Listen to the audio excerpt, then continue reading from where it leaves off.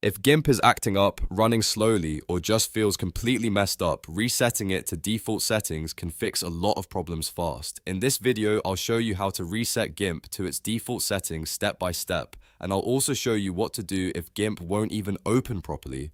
If this video helps, please hit like and subscribe for more easy software tutorials. Let's get started. First, open GIMP on your computer. Once it's open, look at the top menu bar and click Edit. Then choose Preferences. This will open the Preferences window where you can manage GIMP settings, interface behavior, tool options, and more.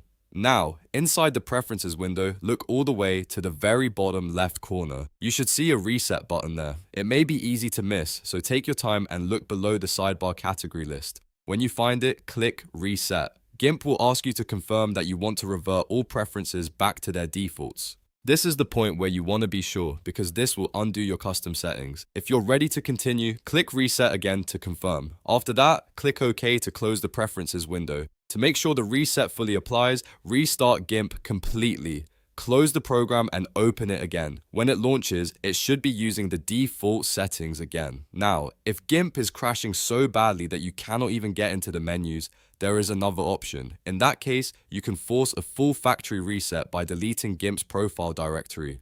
Don't worry, GIMP will automatically create a brand new clean profile the next time it starts. On Windows, press Win and R on your keyboard to open the run box. Type %appdata%\GIMP and press Enter. This will take you to GIMP's user profile folder. Inside that folder, find the directory for your current GIMP version number and delete it. Once that folder is removed, reopen GIMP and it will rebuild a fresh default profile for you.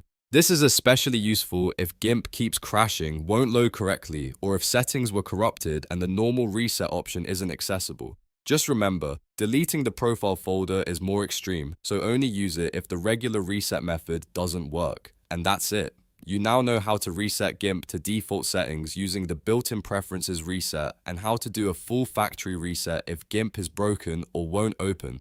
If this tutorial helped you out, make sure to like the video, subscribe to the channel, and turn on notifications so you don't miss the next helpful guide. Thanks for watching, and I'll see you in the next one.